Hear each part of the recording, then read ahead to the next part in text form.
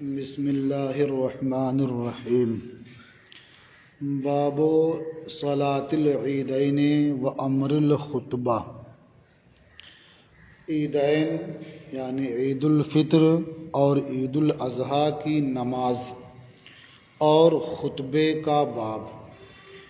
اس سے پہلے جمعہ سے متعلق آپ پڑھ چکے، اس باب میں عیدین سے متعلق آپ پڑھ رہے ہیں، چونکہ بہت سی چیزیں دونوں میں قدر مشترک ہیں۔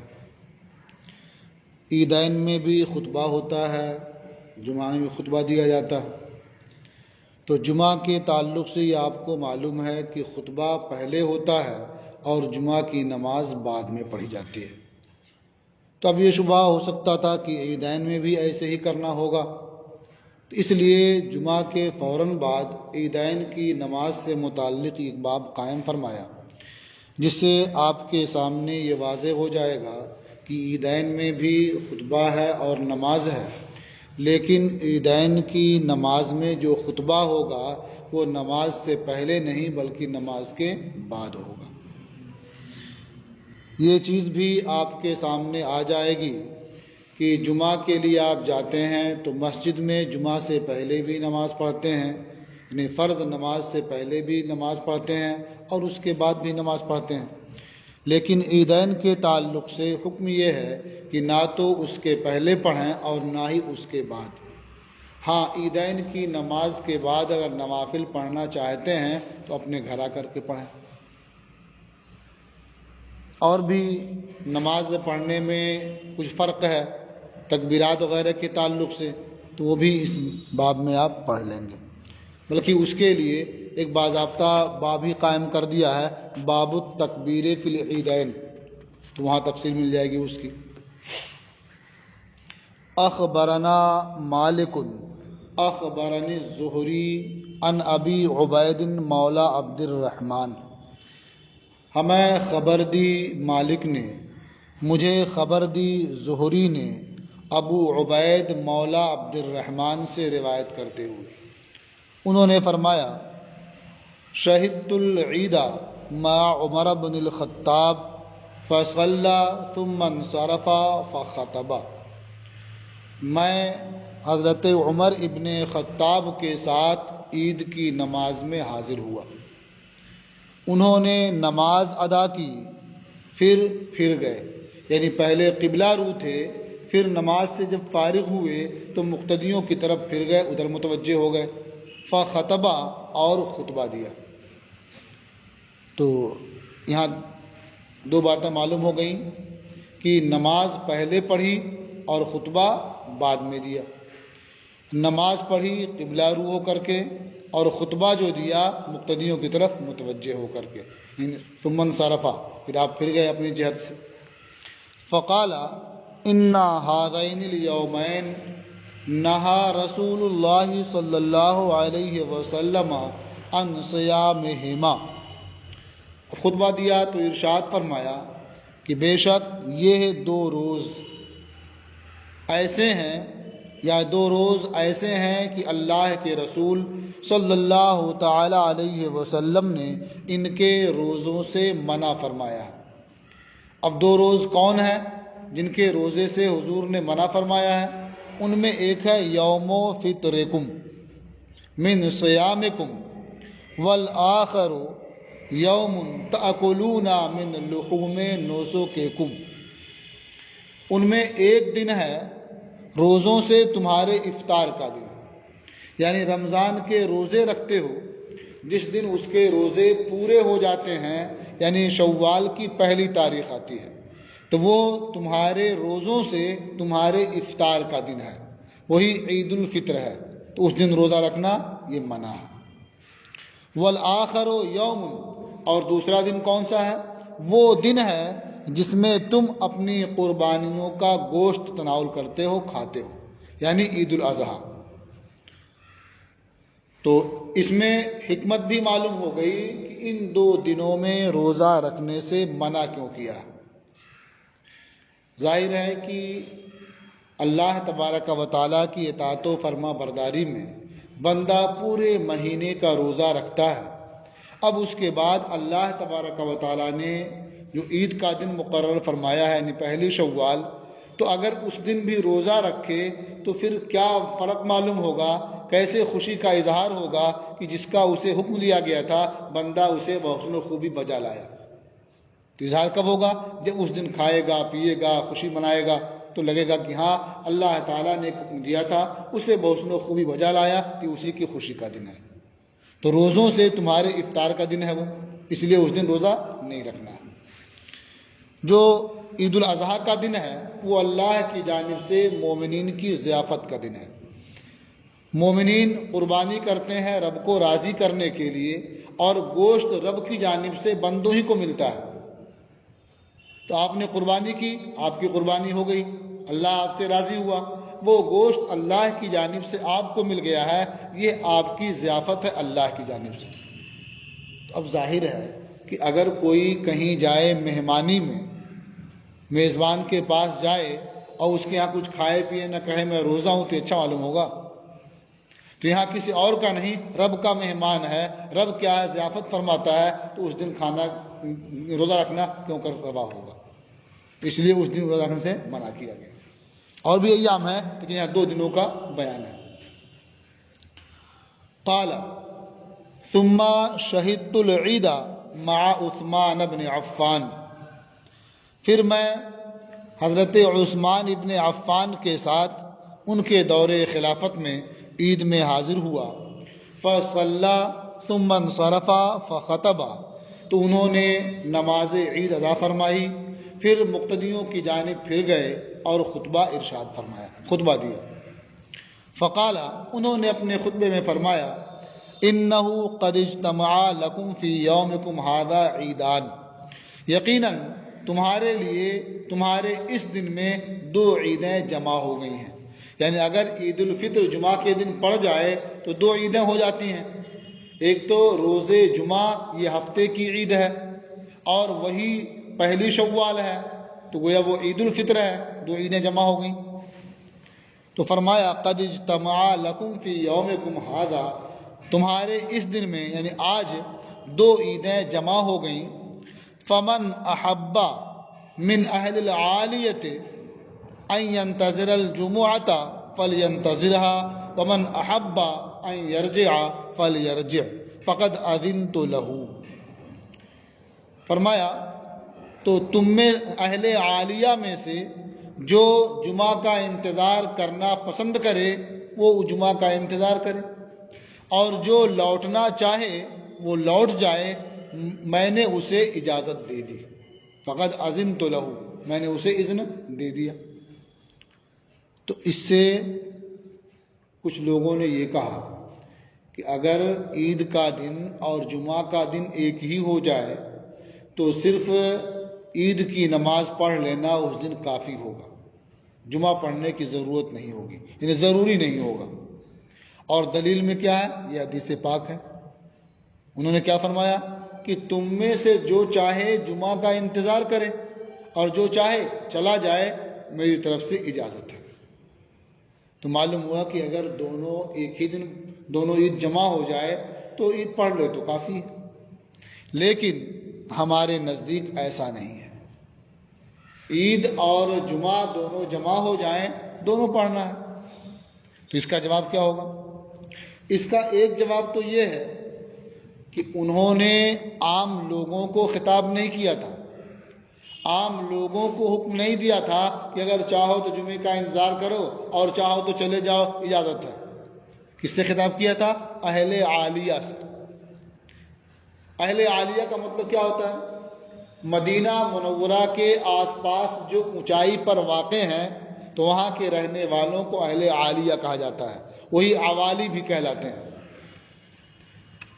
تو وہ قریب کے دیہات ہوتے تھے، 1 میل 2 میل 3 میل 4 میل کے فاصلے پر۔ تو عید کے دن وہ آ گئے، عید کی نماز پڑھ لی، ویسے بھی عید میں بہت زیادہ خوشی ہوتی ہے نا، آئے نماز پڑھ لی۔ اب یا تو پھر وہ انتظار کریں جمعہ تک، پھر جمعہ پڑھ کے تب اپنے گھر جائیں۔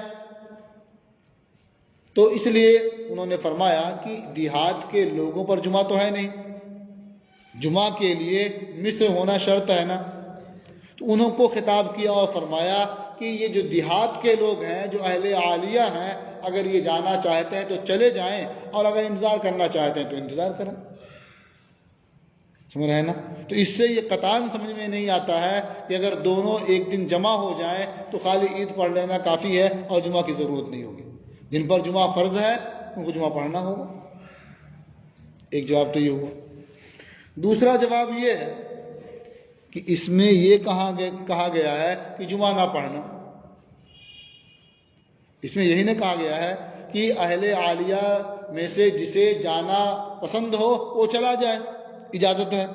مطلب رک کر کے انتظار کرنا ضروری نہیں ہے. یہ تو بالکل نہیں کہ وہ لوٹ کر کے نہ آئے یا وہ آج جمعہ نہ پڑھے، اس کے لیے گنجائش ہے. یہ تو کچھ بھی نہیں ہے نا اس میں. تو آپ یہیں دیکھتے ہوں گے عید کی نماز ہو جاتی ہے، کیا لوگ بیٹھ کے انتظار کرتے ہیں؟ سب چلے جاتے ہیں. پھر جب جمعہ کا وقت ہوتا ہے تو آ جاتے ہیں. تو اگر عید کی نماز سے فارغ ہونے کے بعد اطمینان سے اعلان کر دیں کہ بھائی جو لوگ جانا چاہتے ہیں چلے جائیں، اور جو لوگ چاہتے ہیں کہ جمعہ پڑھ کے جائیں وہ جمعہ پڑھ کے جائیں، تو کیا اسے سمجھ میں آ رہا کہ جمعہ کی نماز نہیں ہے آج؟ بالکل نہیں. جائیں پھر لوٹ کے آئیں جب ٹائم ہو جائے جمعہ کا. اس لیے اس حدیث سے دلیل لانا کہ اگر جمعہ کا دن ہی عید کا دن ہو تو عید پڑھ لینا کافی ہے، جمعہ کی ضرورت نہیں ہے، یہ درست نہیں ہے.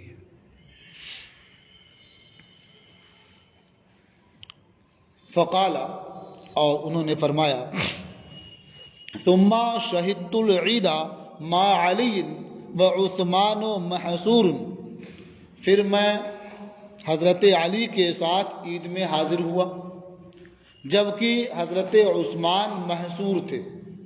یعنی جب انہیں لوگوں نے ان کے گھر کا محاصرہ کر رکھا تھا، نکلنے نہیں دے رہے تھے، تو اس موقع پر میں حضرت علی کے ساتھ عید میں حاضر ہوا. فصلى ثم انصرف فخطب، انہوں نے نماز ادا فرمائی، پھر مقتدیوں کی جانب پھر گئے اور خطبہ دیا. تو اس سے سمجھ میں آتا ہے کہ یہ عام معمول ہی یہ تھا کہ پہلے نماز ادا کی جاتی، پھر اس کے بعد مقتدیوں کی جانب متوجہ ہو کر کے خطبہ دیا جاتا. وہی آج ہی معمول ہے. اخبرنا مالک، ہمیں خبر دی مالک نے. اخبرنا ابن شہاب، ہمیں خبر دی ابن شہاب نے. ان النبی صلی اللہ علیہ وسلم کان یصلی یوم الفطر و یوم الاضحیٰ قبل الخطبۃ، کہ نبی کریم صلی اللہ تعالی علیہ وسلم فطر کے روز اور اضحیٰ کے روز خطبہ سے پہلے نماز ادا فرماتے تھے. یعنی عید الاضحیٰ میں، عید الفطر میں اس کی نماز اور عید الاضحیٰ میں اس دن کی نماز خطبے سے پہلے ادا فرماتے تھے اور نماز کے بعد تب خطبہ دیتے تھے. وذکر ان ابا بکر و عمر کان یصنعان ذلک، اور یہ بیان کیا کہ حضرت ابو بکر اور حضرت عمر یہ دونوں حضرات بھی ایسا کرتے تھے. یعنی نماز پہلے ادا کرتے تھے، خطبہ اس کے بعد دیتے تھے. قال محمد وبہذا کلہ ناخذ، امام محمد رحمۃ اللہ علیہ نے فرمایا ان سب کو ہم اختیار کرتے ہیں. وَإِنَّمَا رَخَّصَ عُثْمَانُ فِي الْجُمُعَةِ لِأَهْلِ الْعَالِيَةِ لِأَنَّهُمْ لَيْسُوا مِنْ أَهْلِ الْمِصْرِ، یہ اسی کا جواب ہے کہ انہوں نے اہل عالیہ کو جمعہ کے لیے کہا تھا کہ جو جانا چاہیں چلے جائیں. تو فرماتے ہیں اور حضرت عثمان نے جمعہ میں اہل عالیہ کو رخصت دی. کیوں؟ اس لیے کہ وہ اہل مصر سے نہیں ہیں، اور جمعہ کس پر ہوتا ہے؟ جو مصر میں رہتا ہو، جو شہر میں رہتا ہو. وہو قول ابی حنیفہ رحمہ اللہ، اور یہ امام اعظم ابو حنیفہ رحمۃ اللہ علیہ کا قول ہے. یہ باب ختم ہوا. اس کے بعد ہے باب صلاۃ التطوع قبل العید او بعدہ، یعنی عید کی نماز سے پہلے یا عید کی نماز کے بعد نفلی نماز پڑھنے کا باب.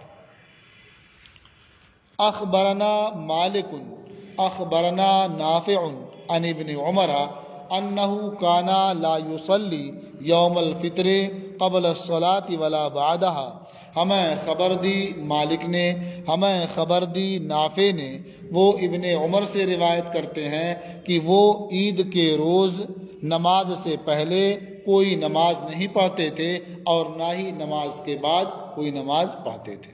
یعنی عید کے روز عید کی نماز پڑھنے سے پہلے کوئی نفل نماز نہیں پڑھتے تھے اور نہ ہی عید کی نماز پڑھنے کے بعد کوئی نفل نماز پڑھتے تھے۔ تو اس سے سمجھ میں آیا کہ اس دن کوئی نماز نہیں پڑھنی ہے، نہ پہلے اور نہ بعد میں۔ ایک حدیث اور دیکھیے، اخبرنا مالک، ہمیں خبر دی مالک نے، اخبرنا عبد الرحمن ابن القاسم، ہمیں خبر دی عبد الرحمن ابن قاسم نے، وہ اپنے والد سے روایت کرتے ہیں، انہ کانا یصلی قبل ان یغدو 4 رکعات، کہ وہ عید کے لیے نکلنے سے پہلے 4 رکعت ادا فرماتے تھے۔ تو اس سے کیا معلوم ہوا کہ عید کی نماز سے پہلے نفل نماز پڑھ سکتے ہیں، لیکن گھر میں۔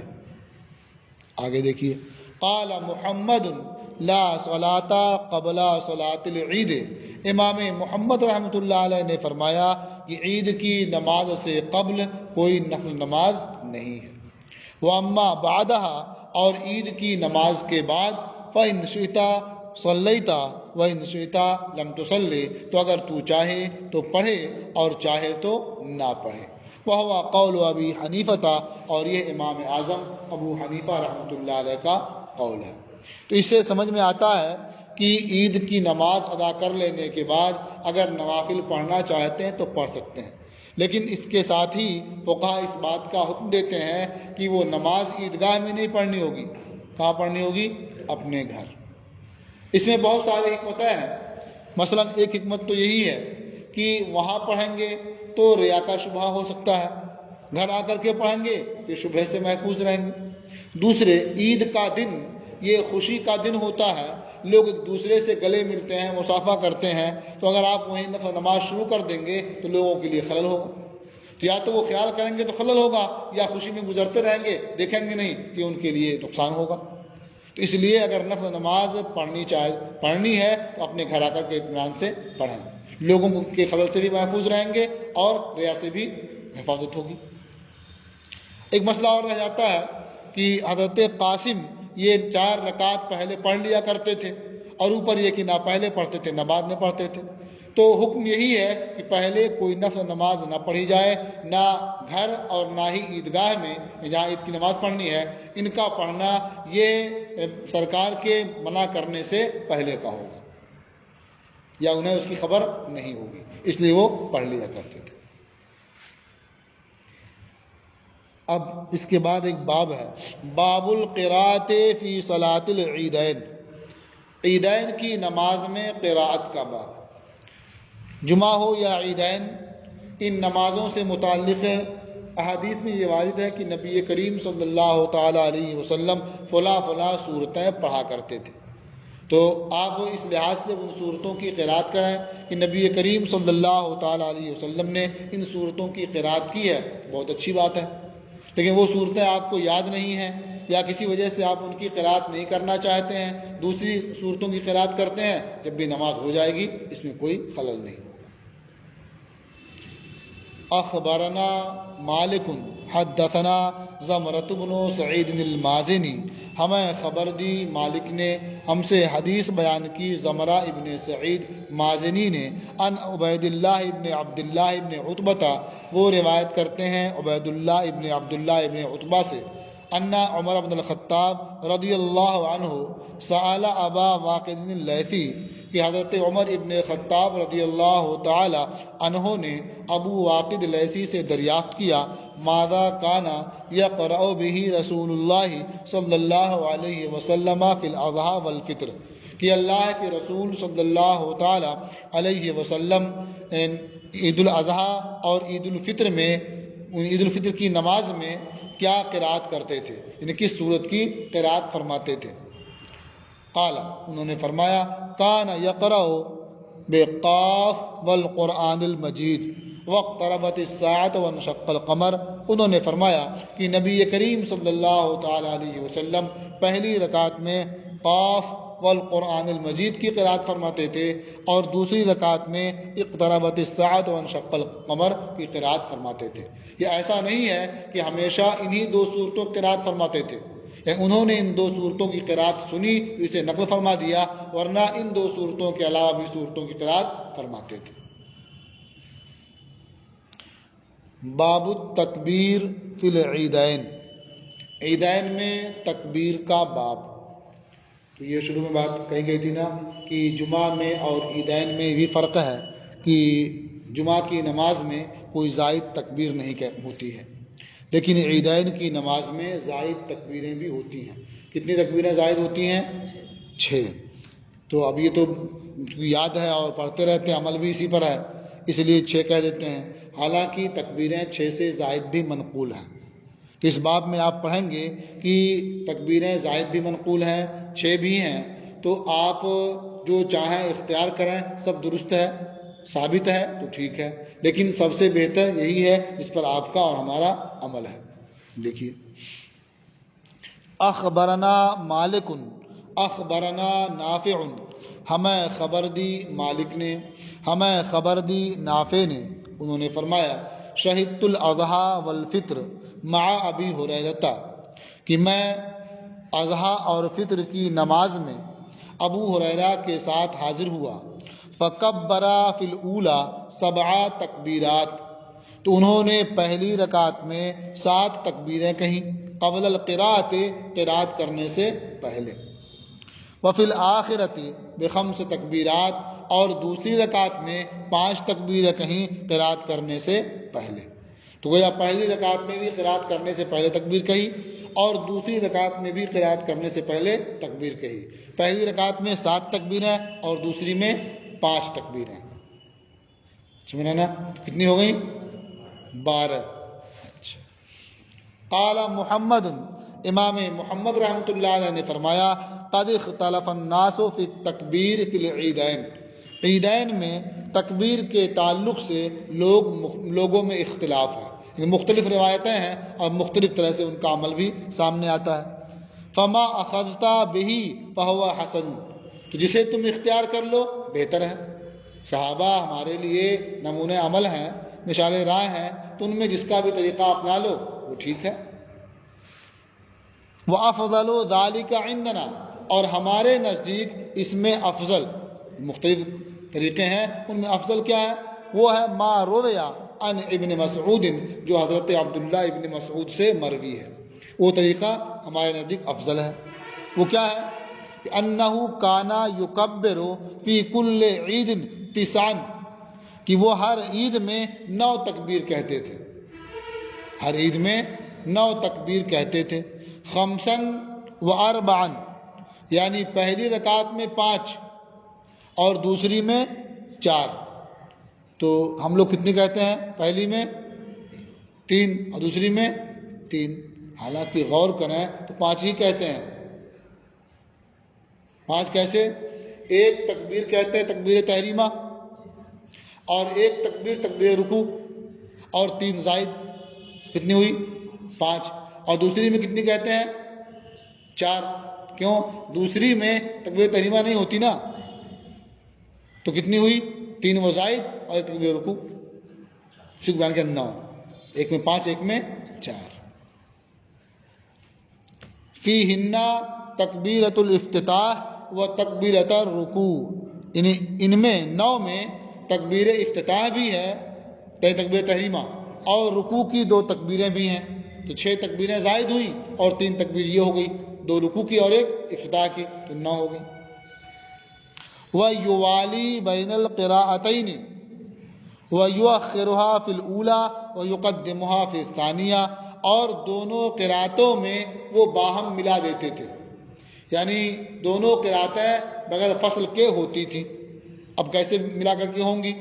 تو فرمایا یؤخرها فی الاولی، پہلی میں قرات کو بعد میں کرتے، یعنی تکبیروں کے بعد قرات کرتے پہلی رکعت میں، اور دوسری میں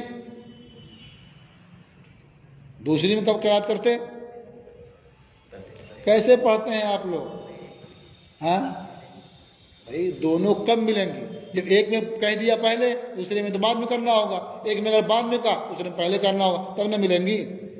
دیکھو وَيُؤَخِّرُهَا فِي الْأُولَى، یعنی پہلی رکعت میں تکبیروں سے کے بعد یہ قرات کرتے، یعنی پہلے تکبیر ہو جاتی پھر قرات کرتے۔ وَفِي الثَّانِي وَيُقَدِّمُهَا فِي الثَّانِيَةِ، اور دوسری رکعت میں اسے مقدم کرتے، یعنی پہلے قرات کرتے پھر تکبیر زائد کہتے۔ تو ظاہر بات ہے ادھر تکبیر پہلے ہو گئی قرات بعد میں، اور اس میں قرات پہلے ہو گئی تکبیر بعد میں، دونوں قرات مل گئی نا۔ وَهُوَ قَوْلُ أَبِي حَنِيفَةَ، اور یہ امام اعظم ابو حنیفہ رحمۃ اللہ علیہ کا قول ہے، یعنی ہمارے نزدیک افضل یہی ہے کہ دونوں قراتیں میں تکبیر دونوں قراتوں کے بیچ وہ جو تکبیرات زوائد ہیں وہ حائل نہ ہوں، وہ کیا ملی ہوئی ہوں۔ اور اگر اس طرح سے نہیں بھی کیا جب بھی نماز ہو جائے گی، اس لیے کہ پہلے فرما چکے ہیں نا کہ مختلف روایتیں ہیں، جس کو بھی اختیار کیا سب بہتر ہے، افضل یہ ہے کہ اس طرح سے کیا جائے۔ تو یہ باب بھی ختم ہوا اور آج کا آپ کا سبق بھی پورا ہوا، کیونکہ یہ اس کے بعد جو باب ہے یہ خود ہی 3 صفحے سے زائد پر مشتمل ہے۔